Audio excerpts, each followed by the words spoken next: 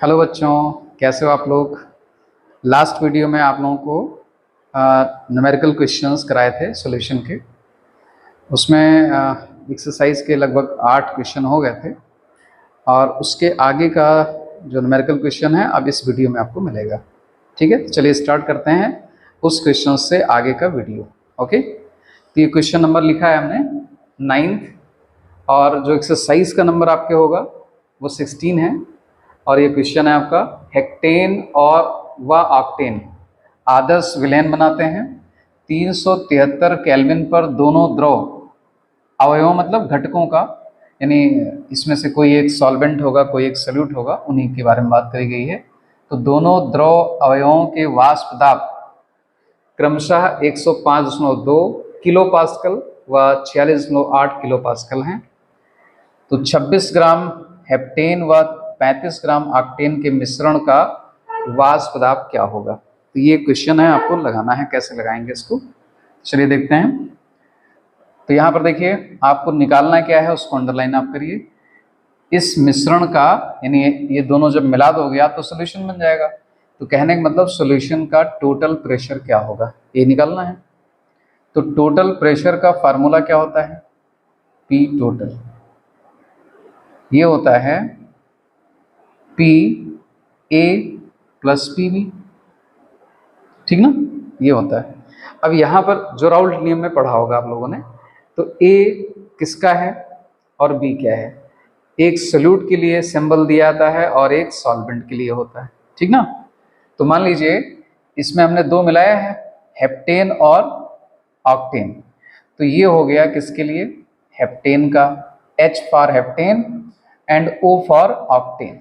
Okay, O से आप थोड़ा सा कंफ्यूज नहीं करेंगे क्योंकि O जो लगता है, यानी नॉट भी इसको पढ़ लेते हैं तो कोई बात नहीं।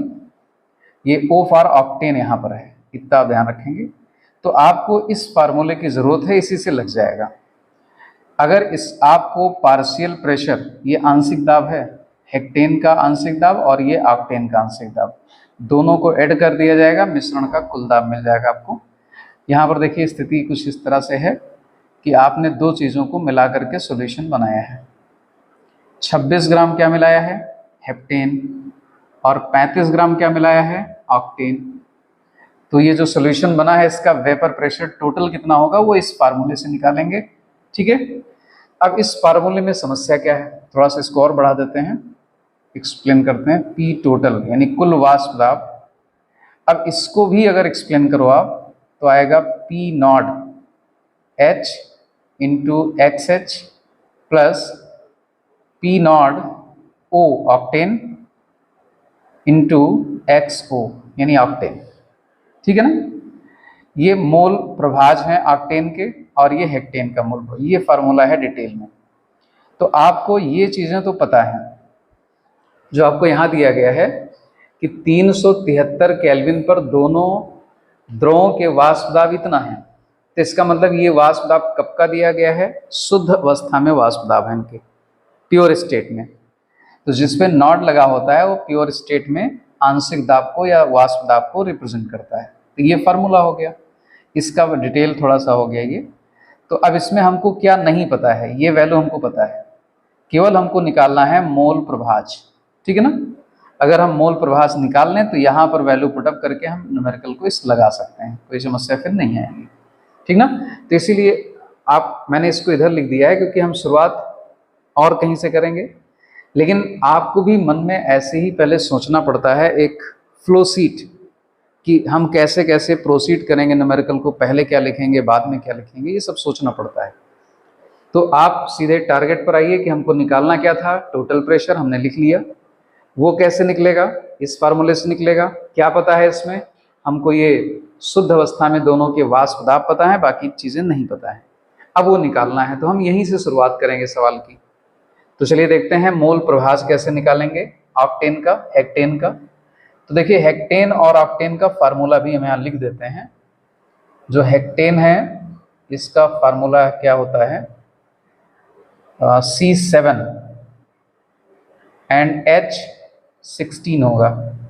और हेप्टेन का फार्मूला क्या होगा, सॉरी ऑक्टेन का, ऑक्टेन का एक नंबर ज़्यादा हो जाएगा कार्बन, C8H18 हो जाएगा, ठीक ना। CH2 का डिफरेंस होगा इसमें। अब इन दोनों के मोलर मास भी हमको चाहिए होंगे, तो इसका मोलर मास, चूंकि मोल फ्रैक्शन अगर निकालना है, मोल प्रभाज, तो दोनों के द्रव्यमान को हमको मोलर मास से डिवाइड करना पड़ेगा, तो ये हमको रिक्वायरमेंट होगी, तो ये भी हम करते चलें। हेक्टेन का मोलर मास कितना हो जाएगा, ये 100 ही आ जाएगा, 100 ग्राम पर मोल। ये क्या चीज़ हो गया, मोलर मास, किसका, हेक्टेन का। ऐसे इसका निकालोगे तो 114 हो जाएगा। जब एक कार्बन का डिफरेंस होता है तो अमूमन CH2 का ही डिफरेंस आता है, और आप बहुत आसानी से निकाल सकते हैं, 114 ग्राम पर मोल इसका आ जाएगा, ठीक ना। आप यहाँ से देख लीजिए, इसका 12 होता है तो 1284 हो गया, 84 6 90 10 100, ठीक है। तो ये दोनों के मोलर मास पता चल गए हमको, और दोनों के द्रव्यमान हमको पता ही है, क्वेश्चन में गिवन है, तो अब हम मोल निकाल सकते हैं, ठीक ना। तो यहाँ पर निकाल लेते हैं NH, इसका मतलब, सॉरी, ये निकाल लें, NH ही पहले निकाल लेते हैं, दोनों के मोल निकाल लेते हैं पहले। तो मोल्स आ जाएगा, हेक्टेन का मोल आ जाएगा, इसका मास है 26 और मोलर मास हो गया 100, तो ये निकालोगे कितना आ जाएगा, 0.26, ये मोल्स आ गए। इसी तरह से ऑक्टेन का मोल निकाल लीजिए आप, O, तो इसका ऑक्टेन का मोल निकालने का फार्मूला तो आपको पता ही है कि जो उसका मास दिया है, यानी द्रव्यमान, उसको मोलर मास से डिवाइड कर दीजिए, तो ये हो गया 35 × 35/114, ठीक ना। तो ये मोल्स आप इसको कैलकुलेट कर लीजिए, कितना आ जाएगा 35, एक मिनट हम कैलकुलेट कर देते हैं, 3027 करके आता लास्ट में, तो यहाँ पर हम इसको एलिमिनेट करते हुए कितना ले सकते हैं, 31 कर लेते हैं, तो 307 आता है, तो 31 सपोज कर लिया इसको, तो ये हो गया इसका नंबर ऑफ मोल्स, सभी के निकल आए। अब क्या करना है आपको, मोल फ्रैक्शन निकालना है, तो XH, ठीक है, XH इक्वल टू क्या हो जाएगा, जिसका मोल फ्रैक्शन आप निकालना चाहते हैं उसी का क्या होगा, मोल्स ऊपर हो जाएगा, बाकी टोटल मोल्स नीचे हो जाएंगे, तो 0.26 अपॉन 0.26 प्लस 0.31, ठीक है। इसको हम कर लें तो आ जाएगा 0.26 अपॉन 0.57, और ये डिवाइड अगर करें तो आ जाएगा आपका 0.26 डिवाइडेड बाई 0.57, H निकला है आपका 0.456, ये आ गया। अब इसमें एक काम हम कर सकते हैं कि अगर मान लीजिए हमको निकालना है ऑक्टेन का, XO, ठीक ना, ऑक्टेन का, तो हम इसको अब पूरा कैलकुलेट ना करें कि इसके मोल्स ऊपर रखें, टोटल मोल्स नीचे रखें, फिर कैलकुलेशन में थोड़ा ज़्यादा टाइम लग सकता है, तो हम क्या करें, वो फार्मूला लगाएं जिसमें आपको बताया था कि सारे कंपोनेंट के मोल फ्रैक्शन का टोटल सम 1 होता है। तो यहाँ पर हम ऑक्टेन के मोल फ्रैक्शन को 1 में से ये माइनस करके भी निकाल सकते हैं, तो यह आ जाएगा 1 माइनस 0.456, तो वैल्यू क्या आ जाएगी इसकी, 0.544। ये ऑक्टेन का मोल फ्रैक्शन हो गया, और ये हो गया इसका, दोनों के मोल फ्रैक्शन निकल आए हैं। अब इस सवाल में ये फार्मूला फिर से अप्लाई करिए, वैल्यू पुटअप करिए, आपका आ जाएगा। तो यहाँ चलिए वैल्यू पुटअप कर देते हैं, P total is equal to P nought H।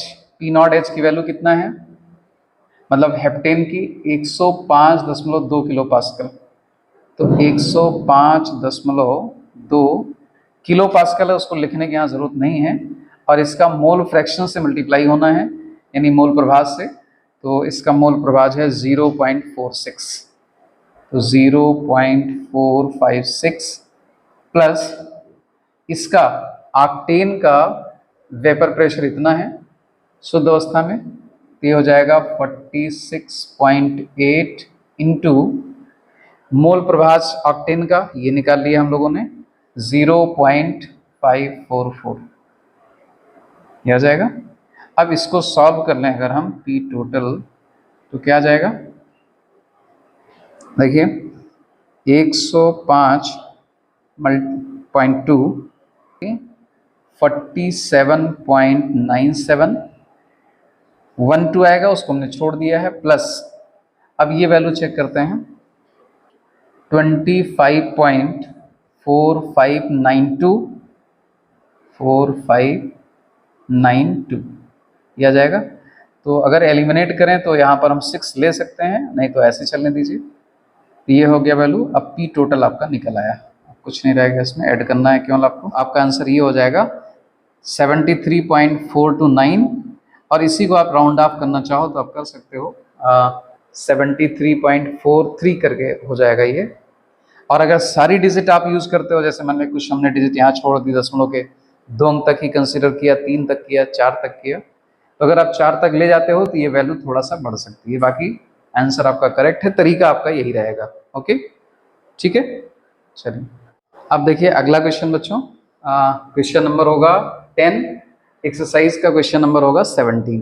क्या है क्वेश्चन, देखिए ध्यान से। जल का वाष्प दाब 300 केल्विन पर 12.3 किलो पास्कल है। इसमें अवाष्पशील विलेय पदार्थ के एक मोलल विलयन, ये इसमें इंपॉर्टेंट पॉइंट है, एक मोलल विलयन के वाष्प दाब की गणना आपको करनी है। यानी क्वेश्चन में क्या रहा है कि ये वाटर रखा हुआ है, जब वाटर प्योर है, मतलब जल शुद्ध है, तो इसकी जो वेपर्स बन रही हैं उनका जो वेपर प्रेशर है वो इतना है 12.3 किलो पास्कल। तो आपको पता होगा कि शुद्ध अवस्था में जो वाष्प दाब होता है उसको हम रिप्रेजेंट कैसे करते हैं, उसको करते हैं पी नॉट से, चाहे यहाँ लगा लीजिए, यहाँ लगा लीजिए। तो पी नॉट हमको पता हो गया है 12.3 किलो पास्कल, ठीक है, किलो पास्कल। पता क्या करना है, विलयन के वाष्प दाब की गणना करनी है। तो विलयन के वाष्प दाब को हम पीएस से दिखा देते हैं, ये हमको नहीं पता है। तो जब ये दोनों क्वांटिटी आपके पास हों, एक पता हो एक ना पता हो, तो एक बार आप राउल्ट का नियम जरूर देखेंगे, उसी से यह सवाल लग सकता है, ठीक ना। तो फार्मूला क्या है, फार्मूला है आपका P nought minus P S upon P nought is equal to X solute, यानी विलेय, यानी वाष्प दाब का अपेक्षिक अनुमान विलेय के मोल प्रभास के बराबर होता है। यही फार्मूला है जब किसी अवाष्पशील विलेय पदार्थ को हम घोल करके सॉल्यूशन या विलयन बनाते हैं, ठीक है ना। तो ये फार्मूला अप्लाई होता है, राउल्ट का नियम ये भी एक है, और पहले भी आप लोगों ने पढ़ा होगा। तो इस फार्मूले का हमको इस्तेमाल करना है। अब इसमें क्या क्या चीज़ें हमको पता हो गई, पी नॉट पता हो गया, पी एस निकालना है, निकल जाएगा। हमको मोल प्रभाज निकालना पड़ेगा। तो मोल प्रभाज के लिए देखिए, विलेय का हमको मोल प्रभाज पता है या नहीं पता है, तो पहले यही सब चीज़ें हमको निकालनी पड़ेंगी। तो जब भी आप सवाल स्टार्ट करें, पढ़ लें उसको अच्छे से।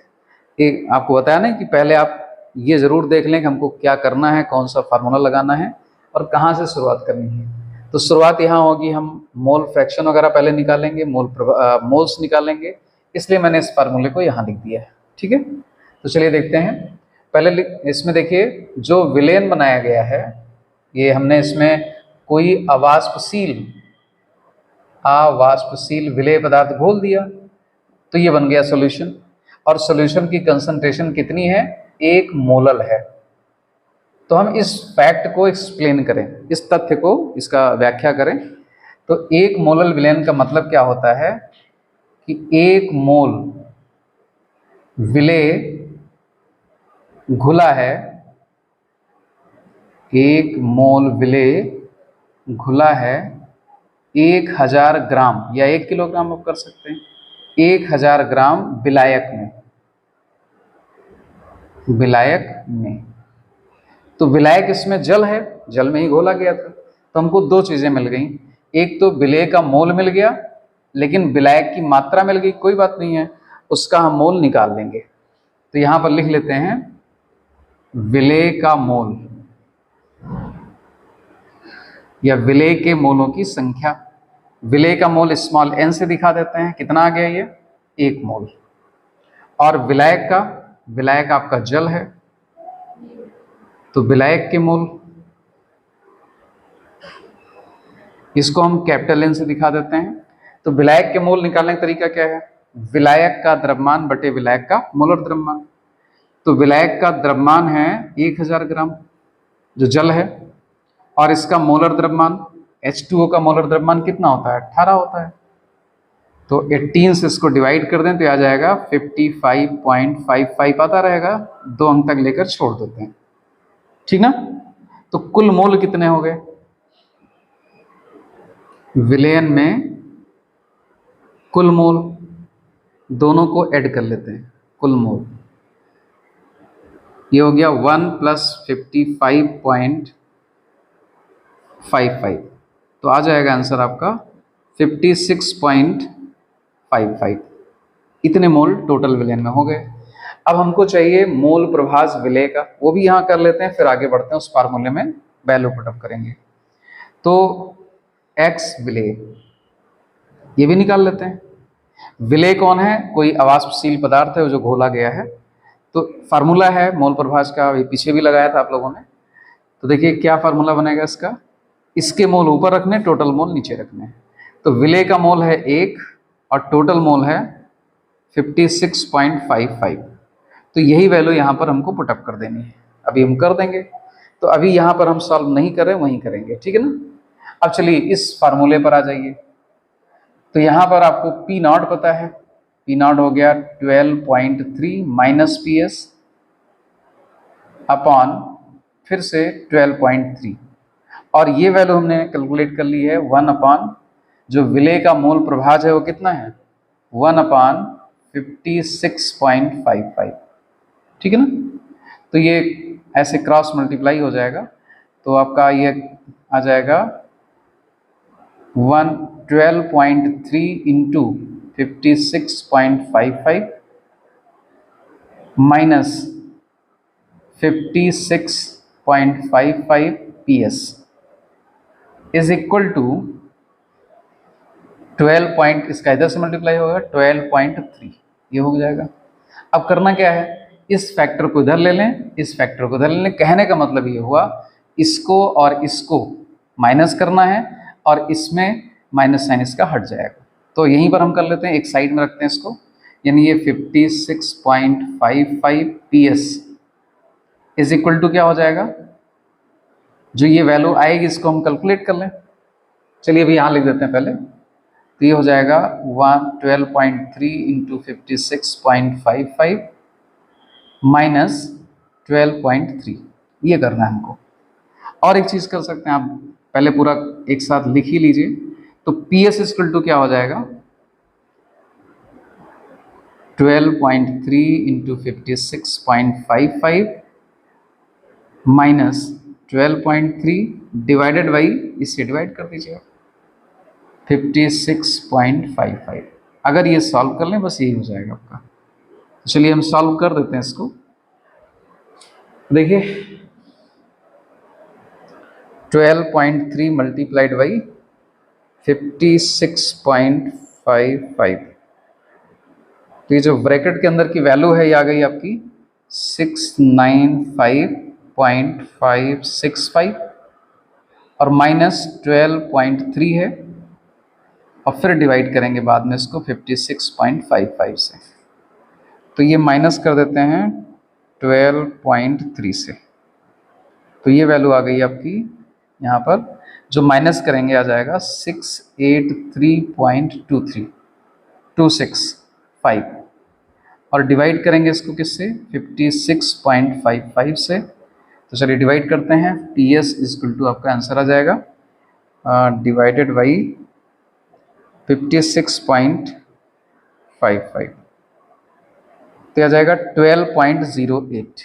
12 अगर इसको डिवाइड किया तो 12.082 2 आ गया, छोड़ सकते हैं नहीं तो आप लिख लें। ये आ जाएगा वैल्यू किलो पास्कल में। तो जो वैल्यू हमने किलो पास्कल में चूंकि सारी यूज़ करी है तो लास्ट में वही लिख देना है। तो ये हो गया आपका आंसर किसका, ये हो गया विलयन का वाष्प दाब, ठीक ना। कब का? जब उसमें अवाष्पशील पदार्थ डिसॉल्व कर दिया गया तब का है ये। तो ये फाइनल आंसर आपका आ गया। अगर इसमें कोई डाउट हो तो फिर से पूछिएगा। तो ये मैंने बता दिया आपको कैसे कैसे लगाना है, ठीक है। तो उम्मीद करता हूँ कि आपको समझ में आ रहा होगा।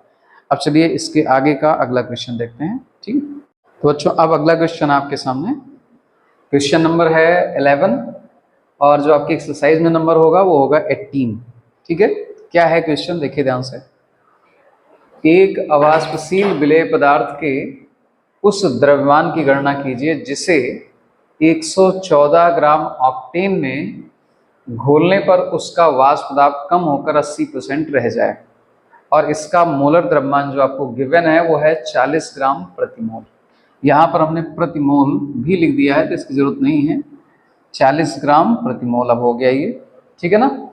तो ये है क्वेश्चन, इसका मीनिंग समझिए ध्यान से कि जैसे मान लीजिए कोई एक अननोन सॉल्वेंट है, सॉरी सॉल्वेंट नहीं सल्यूट, और ये आपके पास है 114 ग्राम ऑक्टेन, ये विलायक है।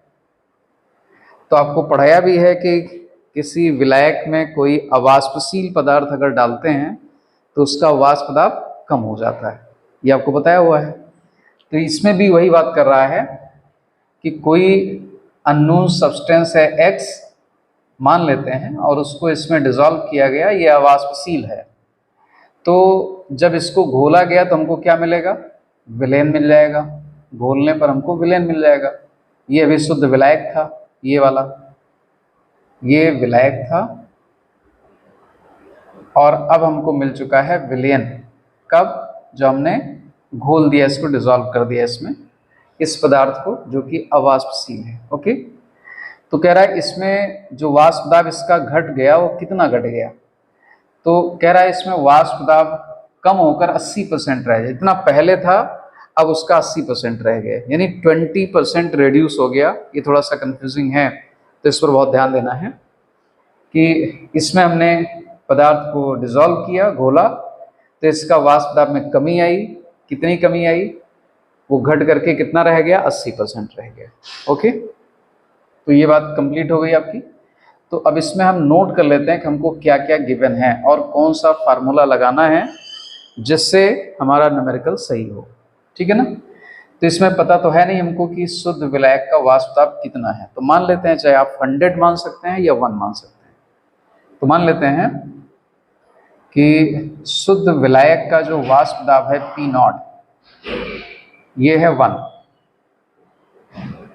ये कितना है? 1। और PS यानी जो सॉल्यूशन का वाष्प दाब है वो कितना रह गया? 80% रह गया घट करके। 80% का मतलब हो गया 80/100, यानी ये हो गया 0.8, इतना आ गया। इतनी बात सुनाई? तो ये घट करके इतना रह गया। और जो विलायक है उसका मोलर मास स्मॉल m से अगर हम डिनोट करें तो वो है 114 और इसका जो द्रव्यमान लिया गया वो भी 114 है। 114 ग्राम ऑक्टेन में इसको घोला गया है। तो ये है ऑक्टेन का मोलर मास, ठीक ना। ये मोलर मास हो गया और ये हो गया विलायक का द्रव्यमान। चूंकि जो हम फार्मूला लगाएंगे वो ये वाला होगा, वाष्प दाब का अपेक्षिक अवनमन, यानी P0 minus PS upon P0, ये वाला फार्मूला होगा। और X विलेय यानी विलेय का मोल प्रभाज, यही तो फार्मूला है, ठीक है ना। अब इसमें हम पहले ये वाला निकाल लें कि विलेय का मोल प्रभाज कितना होगा। तो इसके लिए हमको विलेय के मोलों की संख्या चाहिए होगी, यानी अगर इस पूरे फार्मूले को हम लिखें तो ऐसे लिख सकते हैं R P0 minus PS upon P0 is equal to N upon N plus N, ठीक है। चलिए निकालते हैं। अच्छा, एक चीज़ हमको और गिवन है, जो विलेय पदार्थ है उसका भी द्रव्यमान हमको पता करना है, स्मॉल w पता करना है, और उसका मोलर द्रव्यमान वो दिया गया है कितना? 40 ग्राम पर मोल, वो गिवन है ऊपर मोलर द्रव्यमान। तो ये सारी वैल्यूज हैं, इनकी हेल्प से हम ये वैल्यू मतलब निकालेंगे। देखिए ध्यान से, ये हो गया। अब इसमें देखिए कैपिटल, पहले स्मॉल n की वैल्यू अगर हम रखें तो स्मॉल n की वैल्यू हो जाएगी विलेय का द्रव्यमान अपॉन विलेय का मोलर द्रव्यमान, ये वैल्यू हो गई। और कैपिटल N यानी विलायक का मोल्स निकालने के लिए हमको चाहिए, वो आ जाएगा 1, क्योंकि उसका द्रव्यमान भी 114 है और मोलर द्रव्यमान भी 114 ही है, तो ये हो गया 1, ठीक ना। तो ये वैल्यू उठा के हम यहाँ रख देते हैं, यानी आपका आ जाएगा P नॉट की वैल्यू हो गई 1 माइनस PS की वैल्यू हो गई 0.8 और फिर ये 1 इज इक्वल टू, ये यहाँ पर हम फॉर्मूला रखेंगे, स्मॉल n की वैल्यू है W अपान 40, इसको हम ऐसे कर दें एक बार तो आपको ज़्यादा समझ में आएगा, ये 40 हो गया अपान 40 प्लस 1, यानी कैपिटल N की वैल्यू हमने निकाल रखी है, यहाँ पर 1 है तो ये 1 कर दिया। ओके, ये अगर हम पूरा सॉल्व कर लेते हैं तो हमारा न्यूमेरिकल आ जाएगा। तो 1 में से इसको 0 पॉइंट माइनस निकाल दो, कितना जाएगा 0.2 अपान 1, और ये हो जाएगा स्मॉल w डैश अपॉन 40 हो गया, और ये हो जाएगा w डैश अपॉन 40 प्लस 1। तो क्रॉस मल्टीप्लाई कर लें हम तो ये हो जाएगा w dash upon 40 is equal to, ये हो जाएगा 0.2 w डैश अपॉन 40 और प्लस 0.2, 2 से मल्टीप्लाई इसका हो गया, तो ये वैल्यू आ गई। अब हमको करना क्या है कि ये वाला वैल्यू इधर हम ले लें, तो हमारे पास आ जाएगा 40 minus 0.2 w dash upon 40 is equal to 0.2। यहाँ पर हम और सॉल्व कर दें आगे इसके, तो ये वैल्यू आप निकालिए कितना जाएगा, इसमें तो कॉमन हो गया 40 आपका, और ये हो जाएगा w dash minus 0.2 w dash, तो कहने का मतलब 1 में से 0.2 माइनस हो जाएगा तो 0.8 ही आ जाएगा, और ये हो गया 0.2। तो यहाँ पूरा आपका बचा 0.8 w dash upon 40 is equal to 0.2, तो w dash is equal to क्या हो जाएगा 0.2 इंटू 40 अपॉन 0.8, ये आ गया। 10 आप हटा सकते हैं, ये कैंसिल आउट हो गया, तो ये हो जाएगा 5, ठीक ना, 5 टाइम जाएगा, and w dash is equal to आ जाएगा ये 5 2 से 10, तो ये 10 ग्राम आपका आंसर आ जाएगा, ठीक है ना। तो ये है जो पूछा गया था कि उस द्रव्यमान की गणना कीजिए, यानी जो अवाष्पशील यहाँ पर हमने इसमें घोला था उसका अमाउंट कितना होना चाहिए जिससे 80% रह जाए उसका वाष्प दाब, तो अब हमारे पास आंसर आ गया वो कितना होना चाहिए 10 ग्राम, ठीक ना। तो इस तरह से ये न्यूमेरिकल आप लगाएंगे, तो ये क्वेश्चन नंबर 11 भी आपका फिनिश हो गया, ठीक है ना। अब नेक्स्ट अगला क्वेश्चन इसके, तो बच्चों अब क्वेश्चन नंबर आपका है 12 और एक्सरसाइज का नंबर है 19। ओके, तो इस क्वेश्चन को देखिए, ये भी आपका अगर देखा जाए तो किस पर बेस्ड क्वेश्चन है ये, जो आपका वाष्प दाब का अपेक्षिक अनुमान है उसी पर संबंधित है, उसी संबंधित है क्वेश्चन ये भी।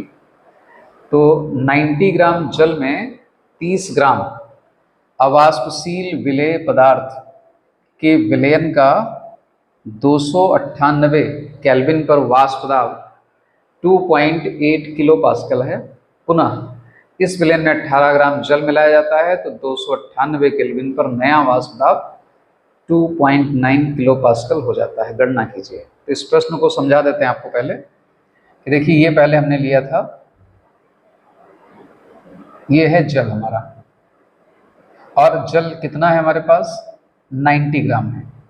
कितना है 90 ग्राम। इसमें हमने क्या डाल दिया 30 ग्राम नॉन वोलेटाइल यानी अवाष्पशील विलेय डाल दिया, अवाष्पशील विलेय, पूरा नहीं लिखा मैंने, अवाष्प लिख के बिंदी लगा दी। तो अवाष्पशील विलेय इसमें हमने डिजोल्व किया 30 ग्राम में, ठीक है ना। तो जब डिजोल्व कर दिया तो इसका जो वाष्प दाब पाया गया वो 2.8 किलो पास्कल, ठीक ना। तो इसको हम मान लेते हैं पहली स्थिति। अब दूसरी स्थिति क्या कह रहा है कि जो ये विलयन था इसी में जो जल था पहले से कितना था 90 ग्राम, अब इसमें क्या कर दिया गया, पुनः इस विलयन में 18 ग्राम जल और मिला दिया गया। तो इसमें 18 ग्राम जल और मिला दिया गया। तो अब दूसरी स्थिति ये हो गई कि विलेय पदार्थ उतना ही रहा, लेकिन अब इसमें इतना जल हो गया, 90 + 18 मतलब 108 ग्राम। तो इक्वल कितना हो गया, 108 ग्राम जल हो गया। अब 108 ग्राम में आपका क्या डिजॉल्व है, 30 ग्राम अवाष्पशील पदार्थ, अवाष्पशील विलेय। ये दूसरी स्थिति हो गई। और अब इसका वाष्प दाब बढ़ करके कितना हो गया, चूंकि विलेय पदार्थ की मात्रा नहीं बढ़ाई गई है, विलायक की बढ़ाई गई है, इसलिए वाष्प दाब बढ़ तो जाएगा ही। तो बढ़ करके 2.9 किलो पास्कल हो गया, ये हो गया, ठीक ना। तो अब हमको पता क्या करना है, दो चीजें, विलेय पदार्थ का मोलर द्रव्यमान पता करना है और 298 केल्विन पर जल का वाष्प दाब पता करना है। दो चीजें आपको निकालनी है। तो चलिए शुरुआत करते हैं पहले से ही। तो हमको इनका मास पता है जो विलेय और विलायक हैं, तो हम मोल प्रभास तो निकाल सकते हैं, मतलब फार्मूला तो आपको पता है कौन सा लगने वाला है, वही वाष्प दाब का अपेक्षिक अनुमान यानी P0 - PS अपॉन P0, ये फार्मूला है, इज इक्वल टू x विलेय, ठीक है ना। देखिए अब स्थिति में आपको यही फार्मूला लगाना है, P0 - PS upon P0 into x विलेय। तो एक्चुअल में अगर यहाँ पर देखा जाए जो विलेय का मोल प्रभाज है, यहाँ पर आपको थोड़ा सा चेंज करना पड़ेगा। कैसे, इसमें क्या होता है, विलेय के मोल प्रभाज के लिए चूंकि हमको यहाँ मोल्स तो दिया नहीं है, अगर एक्चुअल फार्मूला हम लिखें तो आएगा ये विलेय के मोल अपान विलेय का मोल प्लस विलायक का मोल, ये होता है टोटल फार्मूला इसका विलेय मोल प्रभाज का। तो अब मोल्स को हम कन्वर्ट करने के लिए क्या कर सकते हैं, विलेय का द्रव्यमान बटे विलेय का मोलर द्रव्यमान, ये द्रव्यमान को दर्शा रहा है, ये मोलर द्रव्यमान को। इसी तरह से फिर विलेय के मोल प्लस विलायक के मोल होते हैं, तो यहाँ पर हम लिखेंगे ये plus capital W upon capital M। तो यहाँ पर कैपिटल M डिनोट करता है विलायक के मोलर द्रव्यमान, ये फार्मूला एक्चुअली में है। लेकिन अब इसमें एक चीज़ आपको नेगलेक्ट करनी पड़ेगी, जो ये है पूरा यहाँ पर small w upon small m plus capital W upon capital M, इनको आपको इक्विवेलेंट मानना पड़ेगा किसके, सिर्फ capital W upon capital M के। ये बात बहुत ध्यान रखनी है। अब इसको हम क्यों ऐसा कर रहे हैं, तो उसका रीज़न देखिए क्यों नेगलेक्ट कर रहे हैं कि 90 ग्राम जल में 30 ग्राम है, ठीक है ना। तो 30 ग्राम अमाउंट 90 ग्राम की कंपैरिजन में थोड़ा सा कम था, थोड़ा सा नहीं काफ़ी कम है। अब उसके बाद दूसरी स्थिति में तो और कम हो जाएगा जब 18 ग्राम जल मिला देंगे, ठीक ना। तो अगर हम इसको नेगलेक्ट करते हैं तो इक्वेशन हमारे सॉल्व हो जाएंगे, अदरवाइज दो अननोन क्वांटिटी हमको मिल जाएंगी। तो या तो एक दूसरा भी फार्मूला है उससे आप लगा सकते हैं, जिसमें कि हमको इसको इग्नोर करना ही नहीं पड़ता है। लेकिन नॉर्मल केसेस में जो अभी एनसीईआरटी के क्वेश्चंस में है उसमें ये फार्मूला अप्लाई नहीं किया गया है, ज़्यादातर नेगलेक्ट कर लेते हैं किसको, इस लोअर टर्म को जो नीचे है विलेय का मोल्स, इस विलेय के मोल्स को ये इग्नोर कर लेते हैं, मतलब इन दोनों का टोटल इतना ही कर लेते हैं, ठीक है ना। तो अब जो ऐसी स्थिति में हमारे पास इक्वेशन बनेगा, इसको सोचते रहिएगा। अब जो इक्वेशन हमारे पास बनेगा वो इस तरह से बनेगा, हम वैल्यू भी पुटअप करते चलें। तो P0 ओके, ये हो गया माइनस PS अब PS की वैल्यू कितना है, जब इसमें 90 ग्राम जल में 30 ग्राम अवाष्पशील घोला गया था तो उसका प्रेशर कितना हो गया, 2.8 किलो पास्कल। तो यहाँ हम लिखेंगे 2.8 upon P nought is equal to, अब यहाँ पर हमको क्या करना है, ये वाला फार्मूला को मॉडिफाई कर लेना है, यानी हमको रखना है ऐसे, small w upon small m into, upon में जाएगा तो उलट के मल्टीप्लाई हो जाएगा, क्योंकि हमको एक फैक्टर यही रखना है, तो इसको हम कर देंगे capital M upon capital W। ये आ गया वैल्यू। अब इस वैल्यू में हम पुटअप कर दें तो हमारा पहला इक्वेशन बन जाएगा कुछ इस तरह से, देखिए P nought minus 2.8 upon P nought is equal to, small w की वैल्यू है 30 इंटू इसका जो विलायक का मोलर द्रव्यमान होता है वो है 18 ग्राम पर मोल, और विलेय पदार्थ का मोलर द्रव्यमान हमको नहीं पता है, लेकिन विलायक का जो द्रव्यमान है, कितना विलायक घोला गया है, कितने विलायक में, वो पता है हमको 90, ठीक ना। तो इसको अगर हम सॉल्व कर लें तो यह जाएगा 18 5 जा और 5 6 जा। तो यहाँ पर हम वैल्यू साफ साफ लिख दें पहली स्थिति वाली, तो ये हो जाएगा P nought minus 2.8 upon P nought is equal to, सिर्फ यहाँ बचा 6 अपॉन m, और ये बना ले इक्वेशन नंबर 1। ओके, अब सेकेंड स्थिति में देखिए, सेकेंड स्थिति में क्या है, यानी स्थिति 2, बिल्कुल ऐसे ही फार्मूला उसका भी रहेगा, P नॉट माइनस PS। अब की बार विलेन का जो वाष्पदाब हो गया है वो 2.9 किलो पास्कल हो गया है। P nought is equal to, यही वाला फार्मूला उसमें भी अप्लाई करेंगे, small w upon small m into capital M upon small w, capital W। तो ये वैल्यू आ जाएगी, यहाँ पर वैल्यू पुटअप कर दें इन सब की। तो विलेय का जो घोला गया था वो तो 30 ही है, लेकिन जो कैपिटल M है वो भी वही रहेगा सेम, स्मॉल m हमको पता नहीं है, लेकिन इसका वेट बढ़ गया है, ये हो गया 108, यानी 90 पहले से था और 18 ग्राम जल उसमें और मिलाया गया। तो अगर इसको भी हम सॉल्व करें तो आ जाएगा हमारा ये 6 आ जाएगा, ठीक है ना, और 6 5 जा ये आ जाएगा। तो अब वैल्यू जो हमारा दूसरे इक्वेशन के लिए बन रहा है वो ये इस तरह से हो जाएगा, P nought minus 2.9 upon P nought is equal to, यहाँ बचा है 5/m, 5/m बच गया, ठीक ना। तो ये हो गया इक्वेशन नंबर 2। अब करना क्या है, इक्वेशन नंबर 1 को इक्वेशन नंबर 2 से डिवाइड कर दीजिए, तो डिवाइड कर दीजिए, यानी ये हो जाएगा एक समीकरण 1 डिवाइडेड बाई समीकरण 2, ये डिवाइड कर दिए। तो डिवाइड करने से क्या होगा, P nought minus 2.8 upon P nought, और दूसरे में क्या हो जाएगा, क्योंकि इसको डिवाइड करेंगे ये वाला तो उलट के मल्टीप्लाई कर सकते हैं इसको, ठीक है ना। तो ये हो जाएगा P nought upon P nought minus 2.9 is equal to, पहले इक्वेशन में है 6 अपॉन m और दूसरे में है 5 अपॉन m, तो इसको उलट के मल्टीप्लाई कर दें m अपॉन 5। तो यहाँ से m और m कैंसिल, यहाँ से P नॉट और P नॉट कैंसिल। अब फाइनल इक्वेशन हमारे पास आ गया P nought minus 2.8 upon P nought minus 2.9 is equal to 6/5, ठीक है।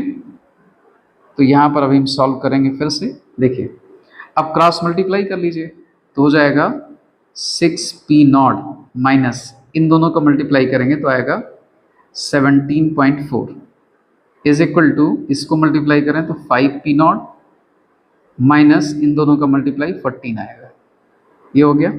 अब इसको इधर लाइए, इसको इधर ले जाइए, तो ये हो जाएगा 6P nought minus 5P nought is equal to 17.4 minus 14। तो यहाँ पर क्या रह जाएगा, P नॉट, तो P nought is equal to, इसमें से माइनस करोगे तो आ जाएगा 3.4, चूंकि वेपर प्रेशर को हम लोगों ने किलो पास्कल में यूज किया है तो यहाँ वैल्यू आ जाएगी किलो पास्कल, ठीक ना। ये तो ये आंसर आपका हो गया पहला, किलो पास्कल, ठीक है। तो ये पहला पहले नहीं आया बल्कि दूसरा आ गया। चूंकि हमको दो चीजें निकालनी थी तो पहले हमको क्या निकालना पड़ा, पी नॉट, यानी ये आ गया 298 केल्विन पर जल का वाष्प दाब, क्योंकि पी नॉट किसको रिप्रेजेंट करता है, शुद्ध अवस्था में विलायक के वाष्प दाब को। तो आपका ये आ गया शुद्ध अवस्था में विलायक यानी जल का वाष्प दाब 3.4 किलो पास्कल, ये आ गया। अब जब ये वैल्यू मिल गई है तो आप कहीं भी वैल्यू पुटअप कर दीजिए इसमें, चाहे इक्वेशन नंबर 1 में चाहे इक्वेशन नंबर 2 में, तो आपको क्या मिल जाएगा, m की वैल्यू मिल जाएगी। चलिए ये भी कर लेते हैं। तो सेकंड पार्ट आपका क्या है, सेकंड पार्ट नहीं बल्कि फर्स्ट पार्ट निकलेगा, विलेय पदार्थ का मोलर द्रव्यमान, यानी जो स्मॉल m निकालना था वो निकालना है आपको। कैसे निकालेंगे, तो यहां पर लिखिए पी नॉट का मान समीकरण 1 में रखने पर रख दीजिए। तो पी नॉट की वैल्यू कितना हो गई, 3.4 minus 2.8 upon 3.4 is equal to 6/m। तो ये माइनस करिए कितना आ जाएगा, ये आ जाएगा 0.6 अपान 3.4 इज इक्वल टू 6/m, ठीक है। तो क्रॉस मल्टीप्लाई कर लीजिए, तो m इक्वल टू क्या आ जाएगा, सीधे हम लिख देते हैं एक बार में, ये इधर से देखिए 6 इंटू 3.4 अपान 0.6, तो देखिए ये हटाइए, ये भी हट जाएगा, 6 से 6 कैंसिल हो गया, तो m इक्वल टू आ गई 34। ये दूसरा आपका आंसर आ गया, जिसको हम पहला कह सकते हैं। तो ये जो आपके ऑप्शन लिखे थे ए और बी, तो ये जो आंसर हो गया ये बी वाले पोर्शन का हो गया ये आंसर, और ये किसका हो गया, ए वाले का हो गया। यानी जो विलेय पदार्थ का मोलर द्रव्यमान है वो कितना होगा 34, और शुद्ध विलायक का जो वाष्प दाब होगा वो 3.4 केल्विन सॉरी किलो पास्कल होगा। तो ये इसमें खास बात जो थी वो यही थी कि आपको इन दोनों वैल्यूज, चाहे इसको कह लीजिए चाहे आप इसको भी कह सकते हैं, क्योंकि मोल प्रभाव जो निकाला जाता है वो ऐसे भी निकाला जाता है n/n+n करके। तो चाहे आप ये भी कह सकते हैं कि n+n को हमने मान लिया है केवल कैपिटल N। तो ये नेग्लेक्ट एक पोर्शन को हमको करना पड़ेगा, तभी ये न्यूमेरिकल आप आसानी से लगा पाएंगे, ठीक ना। और एक और है, थोड़ा सा आंसर डिफर करेगा इससे, आप इससे भी लगा सकते हैं, ये इक्वेशन है, लेकिन मैंने देखा है कि जितने भी क्वेश्चंस लगे हैं उसमें या तो नेग्लेक्ट कर दिया गया है तो पूरा पूरा वैल्यू पुटअप करी गई है, लेकिन इस फार्मूले का इस्तेमाल नहीं किया गया है। तो ये भी इसी फार्मूले से ही डिराइव किया गया है, क्या, P nought minus P S upon P S कर दीजिए। तो आपको यहाँ पर जो नेग्लेक्ट करना पड़ता है वो नेग्लेक्ट नहीं करना पड़ेगा, आप सीधे रख सकते हैं n/n, ये केवल एक चेंज करना पड़ेगा। तो ये भी एक फार्मूला है, इससे भी आप ट्राई करके देख सकते हैं। तो मैंने नेग्लेक्ट करने वाला ही तरीका यहाँ फॉलो किया है, ठीक है ना। तो इन सबसे लगा के देख लीजिएगा, थोड़ा बहुत आंसर में डिफरेंस आ सकता है, नहीं तो एग्जैक्ट आएगा, ठीक है। तो इस तरह से आपका ये क्वेश्चन भी फिनिश होता है। अब एक्सरसाइज का अगला क्वेश्चन देखते हैं बच्चों। अब अगला क्वेश्चन आपका है क्वेश्चन नंबर 13 और एक्सरसाइज का आपका नंबर होगा 20। क्या है क्वेश्चन देखिए, जल में गन्ने की शक्कर, तो गन्ने की शक्कर का मतलब होता है सुक्रोज से, यानी जिसका मोलर मॉलिक्यूलर फार्मूला होता है C12H22O11, और आप इसका मोलर मास भी अगर चाहें तो मेमोराइज कर सकते हैं, नहीं तो आप निकालना अगर आता है तो कोई समस्या नहीं। 342 होता है। कार्बन, हाइड्रोजन और इन सबके एटॉमिक मासेस को यानी परमाणु द्रव्यमान को जब जोड़ देंगे 342 आ जाएगा, ठीक है ना। तो गन्ने की शक्कर का मतलब यही था। तो जल में गन्ने की शक्कर का भारानुसार लिखा हुआ है, तो भारानुसार को हम द्रव्यमान प्रतिशत भी कह सकते हैं। भारानुसार 5% विलेन का हिमांक यानी फ्रीजिंग पॉइंट 271 केल्विन है। जल में 5% ग्लूकोज के हिमांक की गणना करनी है हमको, गणना कीजिए यदि शुद्ध जल का हिमांक कितना है तो, ठीक है ना। तो इसमें हमको क्या क्या गिवन है, एक तो देखिए गन्ने की शक्कर का हम मोलर द्रव्यमान अगर चाहेंगे तो वो भी पता है हमको, यानी स्मॉल m, ये हो गया। यहाँ पर लिख देते हैं गन्ने की शक्कर के लिए, क्योंकि दो इक्वेशन हमको बनाने पड़ेंगे। तो गन्ने की शक्कर के लिए आप शॉर्ट में सुक्रोज भी लिख सकते हैं। तो गन्ने की शक्कर के लिए मोलर द्रव्यमान हो गया 342, ओके, ग्राम पर मोल आएगा। और कह रहा है कि भारानुसार 5% विलेन है। इसका मतलब क्या हुआ, भारानुसार 5% विलेन कहने का मतलब हुआ कि ये गन्ने की शक्कर यानी सुक्रोज को डिसॉल्व किया गया है और ये 5% विलेन सुक्रोज का है बाई मास, ठीक ना, द्रव्यमान के अनुसार या भार के अनुसार। तो इसका मीनिंग हुआ ये सुक्रोज हो गया। इसका मीनिंग आपको एक्सप्लेन करना बताया है, अब बार बार नहीं करेंगे। इसका मतलब हो गया कि 5 ग्राम गन्ने की शक्कर घुली है 100 ग्राम विलेन में, ठीक है ना। तो जब 100 ग्राम विलेन है और 5 ग्राम उसमें चीनी आपने घोल रखी है यानी शक्कर घोल रखी है, तो आप बताइए विलायक का द्रव्यमान कितना होगा, 95 ग्राम।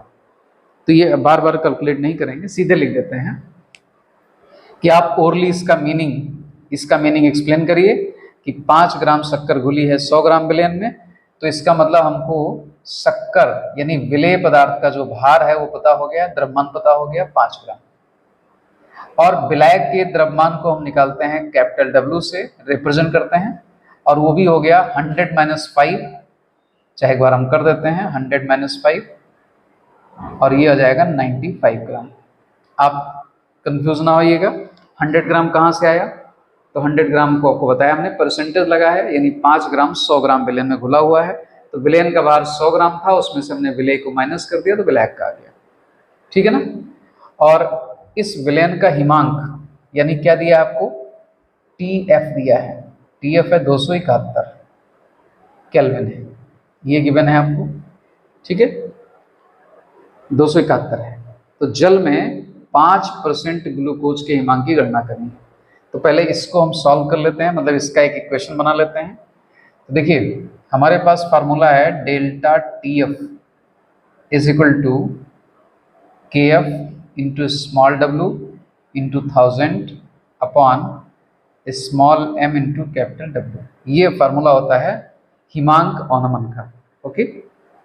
अब हमको डेल्टा TF नहीं पता है, यानी हमको TF यानी आप अगर सिंबल देना चाहें तो विलेन का क्वथन हिमांक है वो हमको पता है। तो चलिए ठीक है, यहाँ से हम निकाल भी सकते हैं। देखिए ध्यान से, डेल्टा TF एक्चुअली में किसके इक्वल होता है, तो डेल्टा TF होता है TFS, यहाँ S कर लेते हैं, S पर सोल्यूशन हो जाएगा। तो ये हो जाएगा TF नॉट माइनस TFS, ये होता है। अब इसमें हमको TF नॉट ये गिवन है, यदि शुद्ध जल का हिमांक कितना है तो हमने निकाल लिया 273.15, और TFS की वैल्यू गिवन है -271, ठीक है ना। तो 71 ये वैल्यू कितनी आ गई, 2.15, ठीक ना, ये वैल्यू आ गई इतना केल्विन, ओके। तो डेल्टा TF की वैल्यू हमारे पता हो गई 2.15। तो ये वैल्यू पुट अप करते हैं इस इक्वेशन में, वैल्यू रख देते हैं।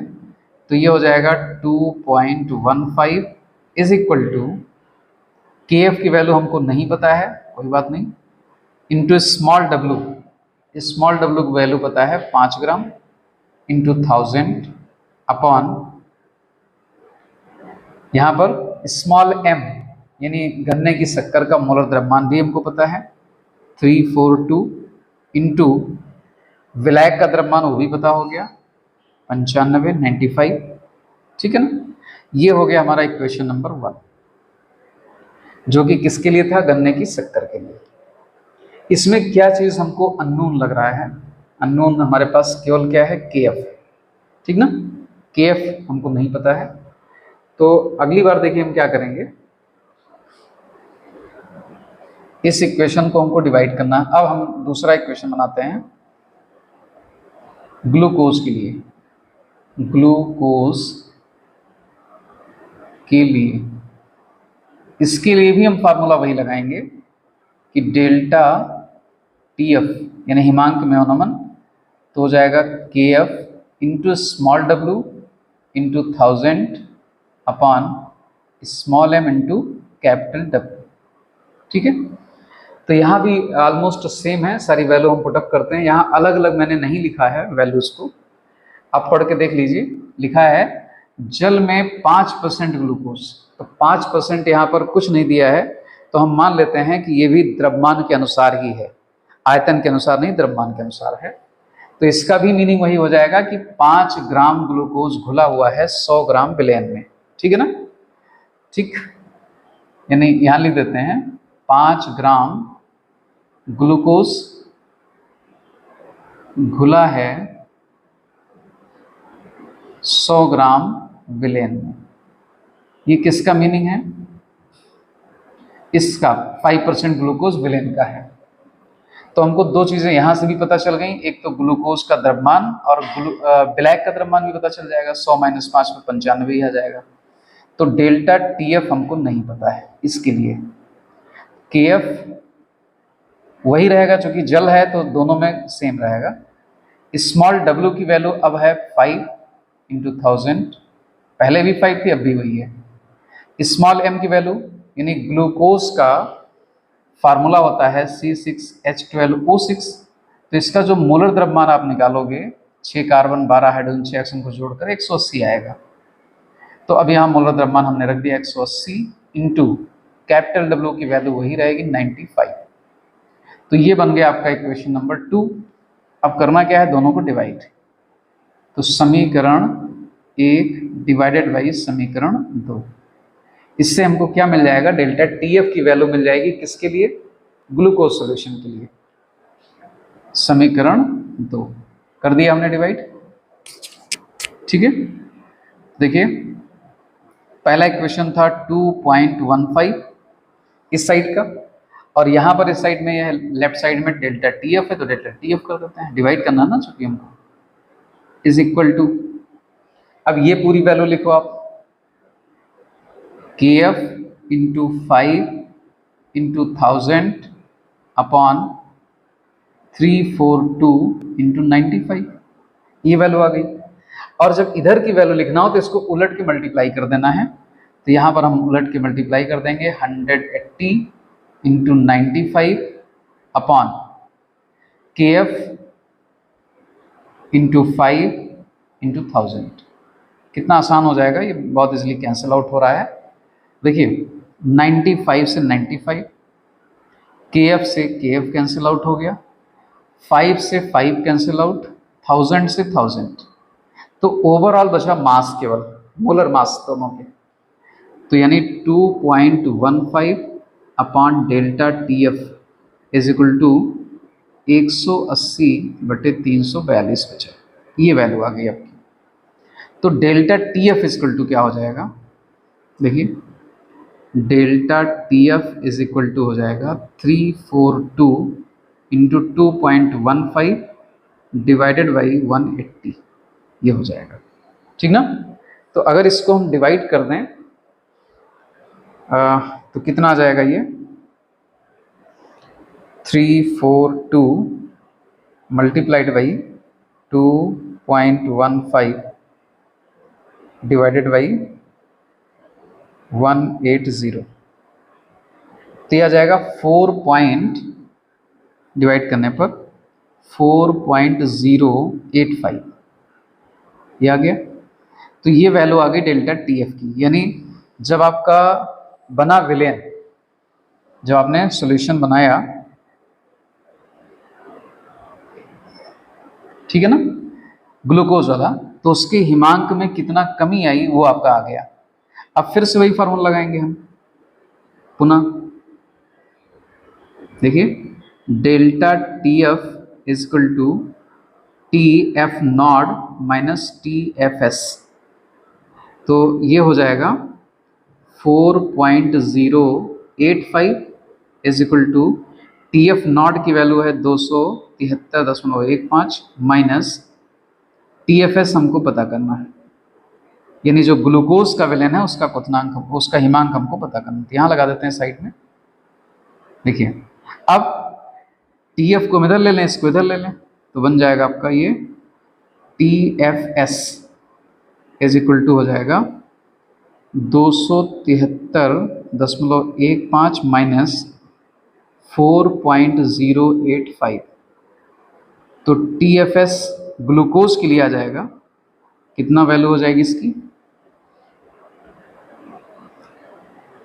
ये हो जाएगा 273.15 माइनस 4.085, दिया जाएगा 269.065 केल्विन।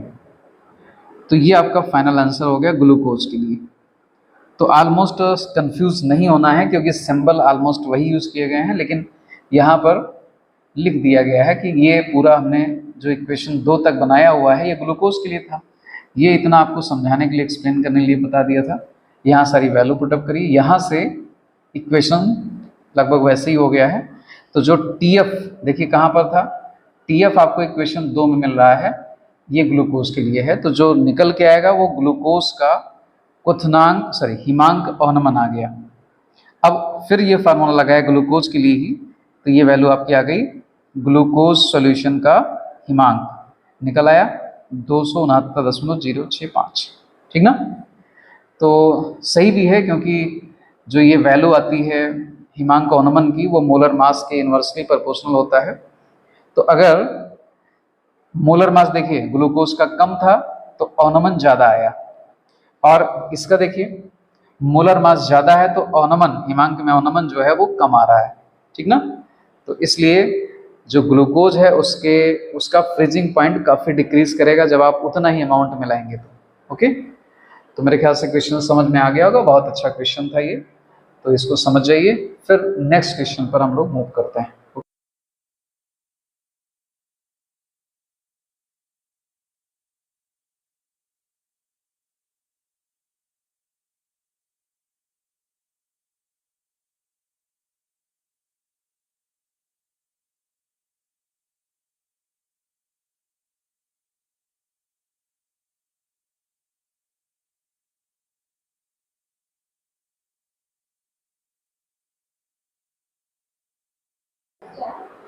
तो बच्चों अब हम लोग आ गए हैं किस क्वेश्चन नंबर पर, 14, और एक्सरसाइज का नंबर आपका 21।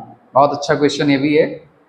दो तत्व A तथा B संयोग करके AB2 तथा AB4 सूत्र के यौगिक बनाते हैं, दो टाइप का यौगिक। जब 20 ग्राम बेंजीन में विलय किया था, किसको किया गया, AB2, मतलब ये कहानी है, ये बेंजीन है और ये बेंजीन कितनी ग्राम है, 20 ग्राम।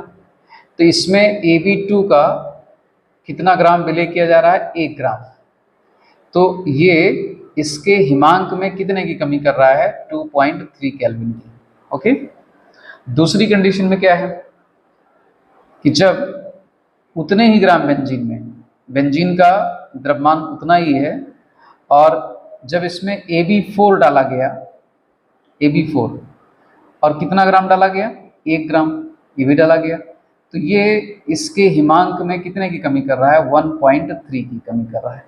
ओके, 1.3 केल्विन की। बात सुना रही। तो हिमांक अवनमन इसमें कम हो रहा है, इसमें ज़्यादा हो रहा है। तो एक बात तो क्लियर है कि जिसमें ज़्यादा हो रहा है हिमांक अवनमन उसका मोलर द्रव्यमान कम होगा। अभी पिछले वाले क्वेश्चन में रिलेट किया था हमने, और इसमें हिमांक अवनमन में कमी जो आ रही है वो कम है, इसलिए इसका मोलर द्रव्यमान क्या होगा, इसका ज़्यादा, ठीक ना। तो मोलर द्रव्यमान के इन्वर्सली प्रोपोर्शनल होता है, हिमांक अवनमन हो चाहे क्वथनांक अवनमन हो, सारी चीज़ें। तो ये आप ऐसे भी रिलेट कर सकते हैं। तो ये क्वेश्चन था जो मैंने आपको समझाया। अब निकालना क्या है, इसमें पूछा गया है ए और बी के मोलर द्रव्यमान निकालिए। ए और बी के परमाणु द्रव्यमान निकालना है आपको, परमाणु मोलर द्रव्यमान चेक कर लीजिए, वो फाइंड आउट करना है, ये चीज़, ठीक है ना। तो अगर इनका परमाणु द्रव्यमान निकालना है तो सबसे पहले इनका द्रव्यमान निकालना पड़ेगा। इनका मोलर द्रव्यमान कितना है ये पता लगाना पड़ेगा। तो चलिए इसको दो पार्ट में फिर से लगाते हैं, एक Ab2 के लिए और एक Ab4 के लिए। फिगर हम बना रहने देते हैं। तो देखिए फार्मूला हमारे पास हिमांक अवनमन का वही है कि डेल्टा, यहाँ लिख देते हैं, पहला पार्ट है ये Ab2 के लिए आप चाहे इसको लिख दें Ab2 विलेन के लिए, ठीक है ना, कैसे भी कर लीजिए। तो delta TF equal to formula क्या है, KF into small w into 1000 upon small m into capital W। Value put up कर दें इस पर। देखिए Ab2 के लिए हिमांक अवनमन इतना आ रहा है 2.3, तो यहाँ हमने कर दिया 2.3 केल्विन। KF की वैल्यू देखिए, बेंजीन का मोलर अवनमन स्थिरांक जो विलायक होता है उसके लिए जो वैल्यू दी जाती है मोलर, ये मोलर नहीं होगा बल्कि मोलल होगा, यहाँ मैंने गलत लिख दिया है, मोलल अवनमन स्थिरांक। तो मोलल अवनमन स्थिरांक मतलब KF वैल्यू, ये वैल्यू आपको गिवन है और दोनों सॉल्यूशन के लिए वही वैल्यू रहेगी क्योंकि बेंजीन ही दोनों में है। तो जब विलायक सेम रहता है तो KF की वैल्यू भी सेम रहती है, ठीक है। तो यहाँ हम लिख देते हैं 5.1 इंटू स्मॉल w कितना ग्राम डिजोल्व किया गया, 1 ग्राम इंटू 1000, ठीक ना। Ab2 का 1 ग्राम इसमें घोला गया है, तो ये विलेय पदार्थ की मात्रा को प्रदर्शित करता है और ये विलेय पदार्थ के मोलर द्रव्यमान को दर्शाता है। तो m यहाँ पर m जो लिखा है, हम चाहो तो यहाँ पर MAb2 भी लिख सकते हो, मतलब ऐसे, तो आपको कंफ्यूजन नहीं होगा। वैसे हमने यहाँ लिख दिया है तो कोई जरूरत नहीं है खास, ठीक ना। MAb2 लास्ट में भी हम नोट कर देंगे, ठीक है ना। पहले m लिखते चलते हैं, बाद में हम लिख देंगे इसको। तो m हो गया। आपको निकालना है कैपिटल W कितना होगा, यानी जो विलायक का द्रव्यमान है कितने में आपने डिजोल्व किया है, 20 ग्राम में, तो ये 20 हो गया, ठीक है। तो m की वैल्यू क्या आ गई, पहले तो आप यहीं डिवाइड कर लीजिए इसको थोड़ा सा, 100 ये 50 आ जाएगा। तो अब m क्रॉस मल्टीप्लाई हो जाएगा, तो m की वैल्यू आ गई आपकी 5.1 इंटू 51 जा 50 होगा, 50 अपॉन 2.3। तो देखिए ये आप कैंसिल आउट कर सकते हैं, तो वैल्यू आ जाएगी आपकी 51 इंटू 50 अपॉन 23। तो m अब लास्ट में हम लिख देते हैं MAb2, यानी Ab2 का जो मोलर द्रव्यमान है टोटल वो कितना आ जाएगा। तो ये अगर हम कैलकुलेट कर दें तो कितना आ गया आपका,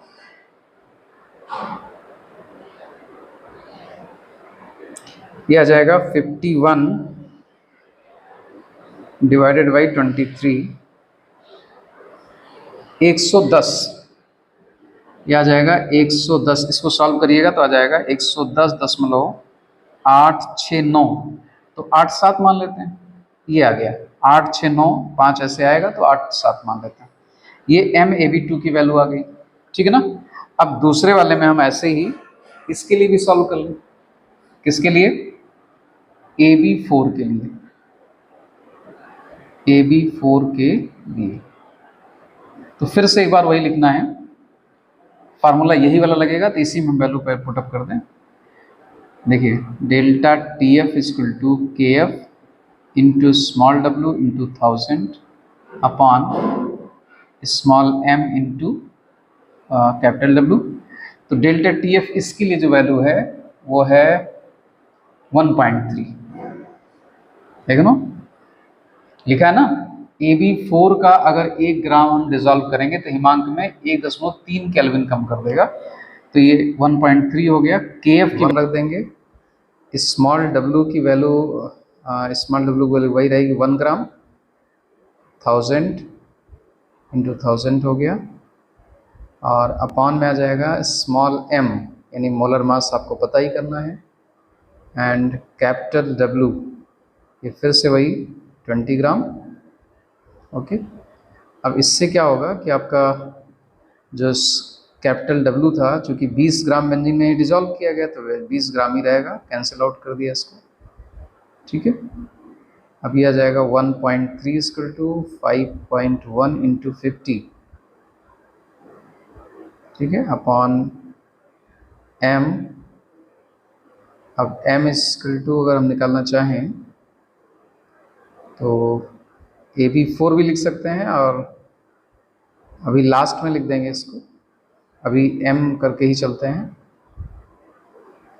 थोड़ा सा छोटा रहेगा, बड़ा नहीं होगा। 5.1 इंटू 50 अपॉन 1.3 आ जाएगा। अब इसको सॉल्व कर लेंगे तो लास्ट में आ जाएगा आपका MAB4 इज इक्वल टू, यानी m को हमने किस फॉर्म में रिप्रेजेंट कर दिया, AB4 में। ये AB4 का मोलर मास है। ये हो गया, इसको कैलकुलेट करें तो ये 5.1 multiplied by 50 and divided by 1.3, मतलब 1.3 से डिवाइड करेंगे इसको तो ये वैल्यू आ जाएगी 196.15। तो ये आ गया मोलर मास, आ गया AB4 का। ओके, अब क्या करना होगा हमको,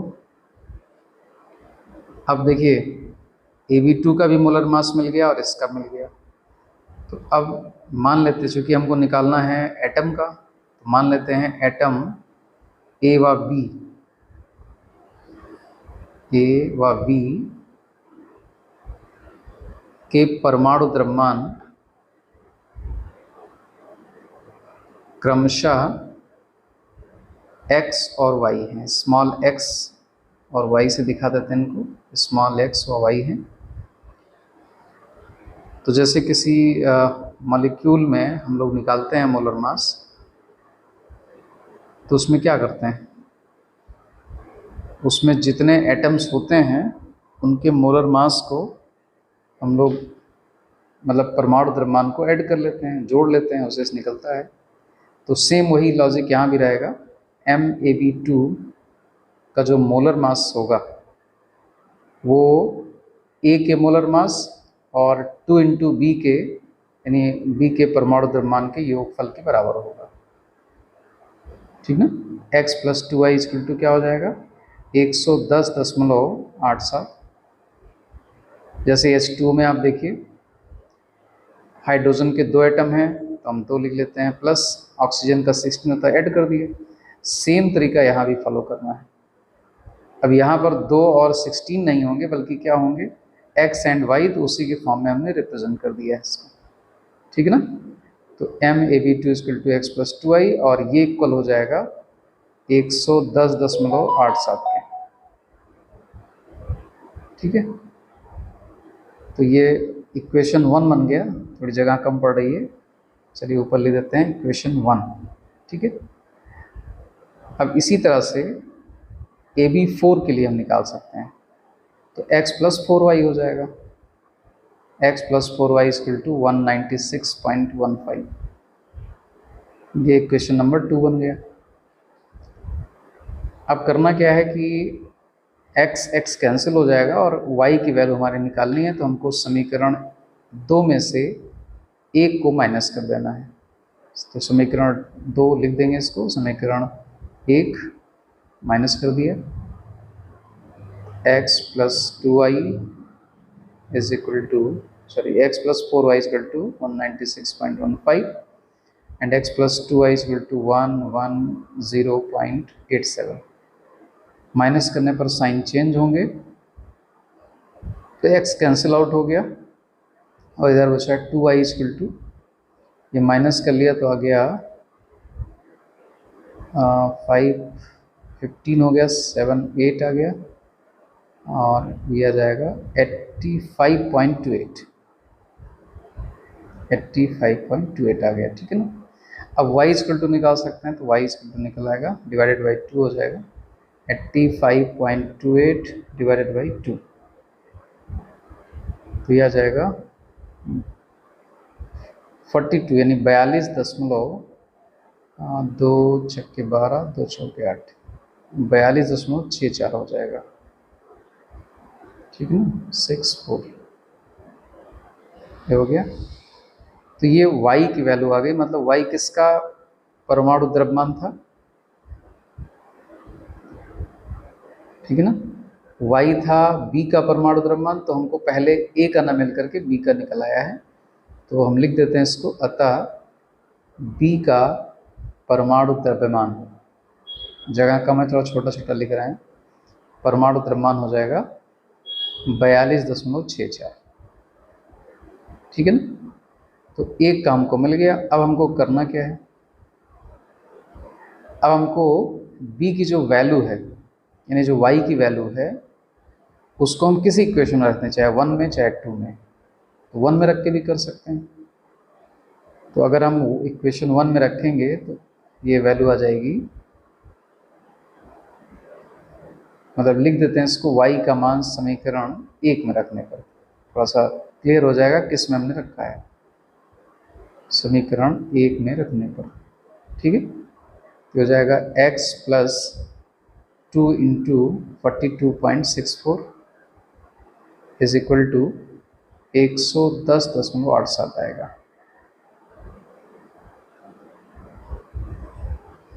ठीक है ना। y की वैल्यू यहाँ पुटअप कर दी गई।